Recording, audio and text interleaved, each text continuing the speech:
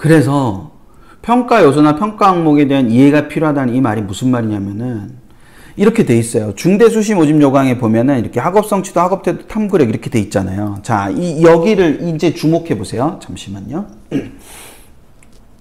자, 주목해 보세요.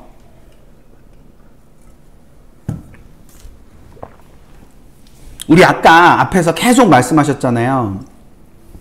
학생부를 어떻게 평가해야 될지 잘 모르겠다. 학생부를 어떻게 평가해야 될지 잘 모르겠다. 혼자서 평가하는 게 어려워요. 뭐 그런 말씀 하셨잖아요. 그쵸? 근데 이걸 이렇게 하려니까 어려운 거예요. 학업 성취도가 우리 아이의 학업 성취도는 어떤가 하니까 어려운 거죠. 그게 아니라 예를 들어 탐구력 이런 거는 뭘 가지고 탐구력이 뭐냐? 또는 탐구력을 가지고 우리 아이가 탐구력이 있는지 없는지를 어떻게 아냐? 그러면 한도 끝도 없죠. 그쵸? 어렵죠. 그건 어려운 겁니다. 근데 이 옆에 보면 이렇게 돼 있거든요. 교과와 각종 탐구활동 등을 통해 지식을 확장하려고 노력하고 있는가? 이게 학생부에 있으면 동그라미. 교과와 각종 탐구활동에서 구체적인 성과를 보이고 있는가? 성과, 결과물이 있냐? 학생부에 그런 결과물이 적혀 있냐? 안 적혀 있냐를 OX. 교과 활동, 교내 활동에서 학문에 대한 열의와 지적 관심이 드러나고 있는 부분이 있느냐? 그러면 이런 것들이 다 있다. 그럼 우리 안에 탐구력이 있구나. 근데 탐구력은 넓은 의미의 학업 역량이고 그 학업 역량에서 우리 안에는 강점을 갖고 있구나. 그 세 개 중에서 대부분 대학의 모집 요강에 이런 식으로 다 표현이 되어 있습니다. 구체적으로. 여기서 그것만 안 하시면 돼요. 12개 항목이 있는데 이 12개 항목에서 12개 항목 중에 우리 아이는 9개의 항목을 채웠어. 동그라미야. 3개 항목은 없어. 그러면 우리 아이가 이 학교에 쓸만한가? 몰라요. 모릅니다. 하지만 우리 아이는 어떤 부분이 강조가 돼 있고 어떤 부분에 장점이 있는 거구나.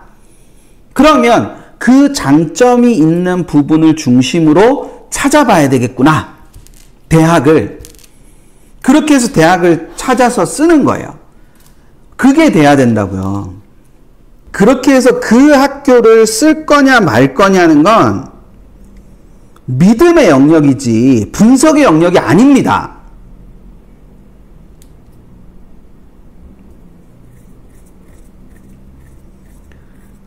그러니까 그래서 이런 대학을 찾아봤는데 이 대학의 이런 측면에 우리 아이가 강조되고 있는 부분에 이 부분이 강조되고 있는 전형이 있더라. 그래서 이것을 쓸 거냐 말 거냐를 결정하는 건 그건 분석의 역량이라는 것보다는 아니요. 지식을 확장하려고 노력하고 있는가가 있어야 돼요. 그건 주관적일 수 없죠.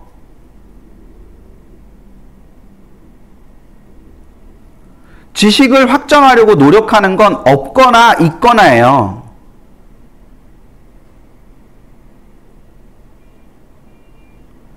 구체적인 성과는 있거나 없거나잖아요. 구체적인 성과는 보고서일 수도 있고 발표일 수도 있고 있잖아요. 근데 학생부 서술에 이런 조사를 하였다만 있으면 구체적인 성과가 없는 거죠. 조사를 한 거니까. 조사를 하고 끝난 거니까.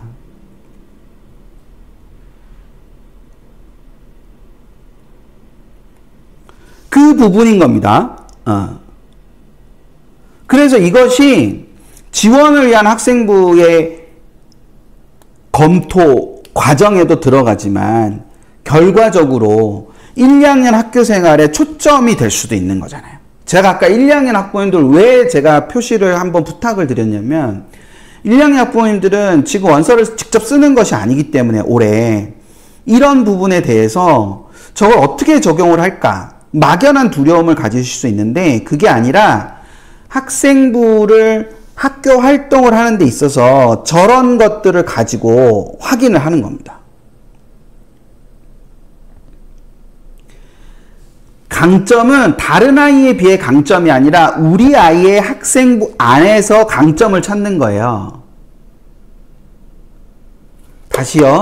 다른 아이랑 비교해서 우리 아이의 강점을 찾는 게 아니라 학생부 전체에서 우리 아이가 3개의 평가 요소 중에 어떤 평가 요소가 가장 뛰어나더라 라는 거를 끌어내는 거죠.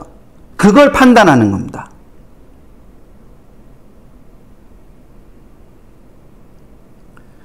그걸 판단하고 나서 거기에 원서를 쓰냐 마냐 하는 거는 어떤 의미에서 보면 굉장히 아까도 말씀드렸지만 믿음의 영역인 거지, 그게.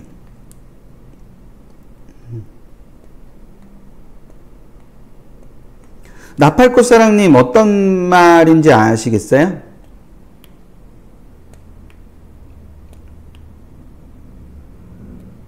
그러니까 다른 아이와 비교했을 때의 강점이라는 거는 영원히 알 수 없어요. 왜 어떤 애가 같이 쓸지 모르잖아요. 그러니까 우리 아이의 강점을 먼저 찾아서 이 강점을 가장 잘 높이 평가해주는 대학을 찾는 게 우선이라는 거죠. 제가 말씀드리는 거는.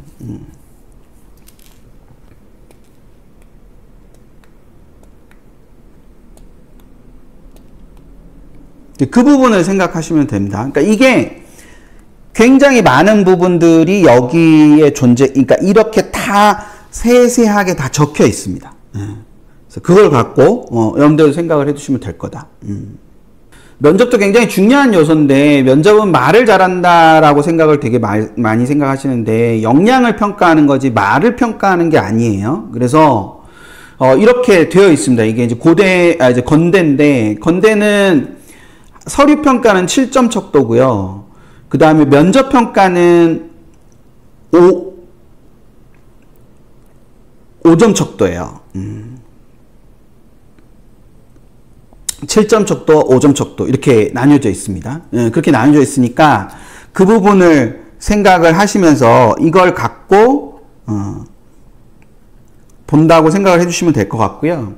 이렇게 이제 학업 역량, 진로 역량, 공동체 역량으로 하게 되는 거죠.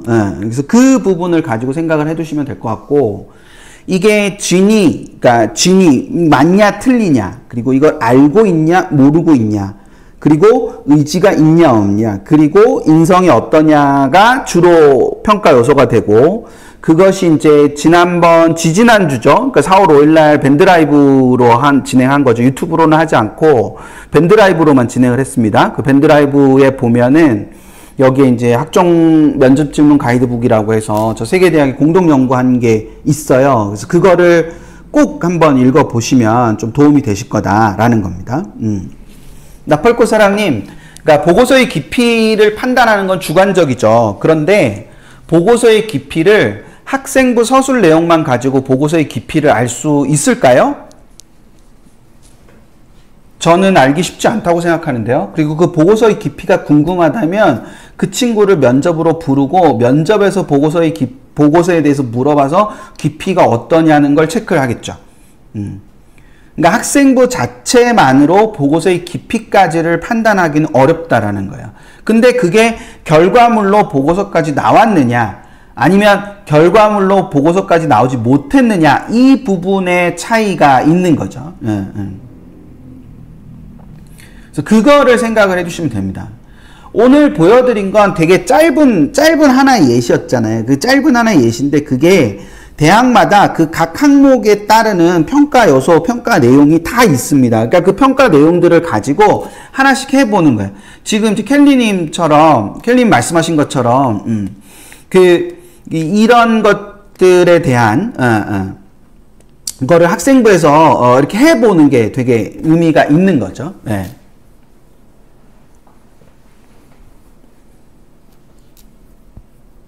그래서 그 부분을 가지고 생각을 해두시면 될 것 같아요.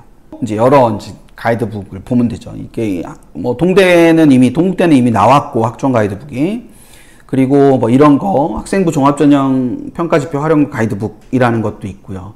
그리고 여기에 이제 들어가면 이게 중대 입학처 홈페이지인데 여기 들어가면 학생부 가이드북만 있는 게 아니라 논술 가이드북도 있고 굉장히 많이 있습니다. 그러니까 이 가이드북들도 이렇게 다운을 받아서 보시면 좋습니다. 그리고 이제 한 5월 정도 되면은 가이드북들이 5, 6월 정도 되면 막 나올 거예요. 5월, 6월 정도 되면. 그래서 가이드북들이 나올 거기 때문에 그 5월, 6월 정도의 가이드북이 나올 때 그 학종 가이드북을, 그러니까 학종 가이드북뿐만 아니라 논술 가이드북 이런 것들을 먼저 이렇게 보시다 보면, 그거를 이렇게 보시다 보면은, 이게 밴드에 같이 공유도 해주시고, 이렇게 하면은 굉장히 좋지 않을까.